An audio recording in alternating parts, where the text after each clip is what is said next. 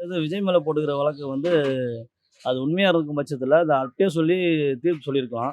But இப்ப அரசியல் நேரத்தில அது வந்து அது சொல்லியிருக்காங்கன்னா, இதில விஜய் அடுத்த அரசியல் அழுத்தமா இருக்கலாம். ஒரு வேள அவர வந்து அவங்க கட்சி சார்பா இழுக்கிறதுக்கு ஒரு இதுவா கூட இருக்கலாம். அப்படிதான் நான் நினைக்கிறேன். ஆனா இத வந்து அன்னைக்கே சொல்லியிருக்கணும். காலம் தாழ்த்தி சொந்த தீர்ப்பு. அது வந்தா தான் தெரியும். வாய்ப்பு குடுத்தா தான் தெரியும். சொல்ல முடியாது. இந்த மாரி வாய்ப்பு கேட்டு நெறைய பேர் வராங்க. அப்படிதான் நாம் தமிழர் கட்சி சீமானும் வந்தாரு. ஆனா நம்ம யாருக்கும் வாய்ப்பு குடுக்கல. விஜயகாந்த் கேப்டன் விஜயகாந்த் வந்தாரு. அவர் இருக்கும்போது வாய்ப்பு குடுக்கல. இப்ப போனதுக்கப்புறம் அவர் வந்தா நல்லா இருந்திருக்கும், இவர் வந்தா நல்லா இருக்கும்னு சொல்றோம். அதே மாரி தான் இவருக்கும் வாய்ப்பு குடுத்தா தான் தெரியும். ஆனா இன்னைக்கு இருக்கிற சிச்சுவேஷன்ல அவருக்கு வாய்ப்பு குடுப்பாங்களான்னு தான் தெரியல.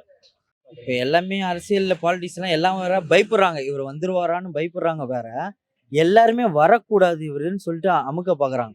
அவரு திருப்பியும் படம் நடிக்கவே போயிடணும். அவருக்கும் இதுக்கும் சம்மந்தம் இல்ல. அந்த மாரி புதுசா ஒருத்தர் என்ட்ரி ஆவுறான்னு சொல்றேனாக்கா, எல்லாமே வந்து அவங்க வந்து சின்னவனா தான் பார்ப்பாங்க.